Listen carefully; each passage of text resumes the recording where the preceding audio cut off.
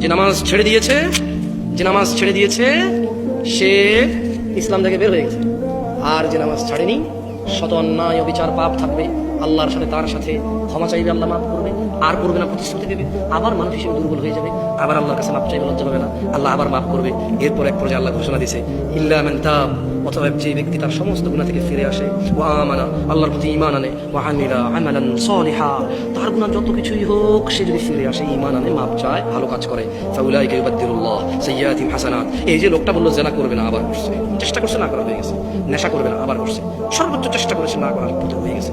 এই যে লোকটা নামাজ মিস করে ফেলেছে, চেষ্টা করেছে সর্বোচ্চ পড়ার, হঠাৎ দেখে গেলে মিস হয়ে গেছে, তো আল্লাহ কোরআনুল কারীমে সূরা ফুরকানে বলছে যে লোকটা ইল্লা মান তাব, হাজার সহস্র কোটি অপরাধ থেকে মাপ চেয়ে ফিরে আসলো, ওয়া আমানা, এরপর ঈমান নিয়ে নিয়েছে, ওয়া আমিলা আমালান সালিহা, মাপ চাইছে, ঈমান আনছে, কিছু ভালো কাজ করা শুরু করে দিয়েছে। তাহলে হচ্ছে ফাউলাইক, তার পিছনের যে হাজার লক্ষ কোটি সহস্র গুনাহ আছে, ইউবাদদিলুল্লাহ, আল্লাহ বদল করে দেবে গুনাহগুলোকে, শুধু মাপ না, এগুলোকে আল্লাহ বদলাই দেবে, এক্সচেঞ্জ করে দেবে, কিসে? সাইয়্যাতিহিম হাসানাত, নেকিতে পরিবর্তন করে দেবে সব গুনাহকে।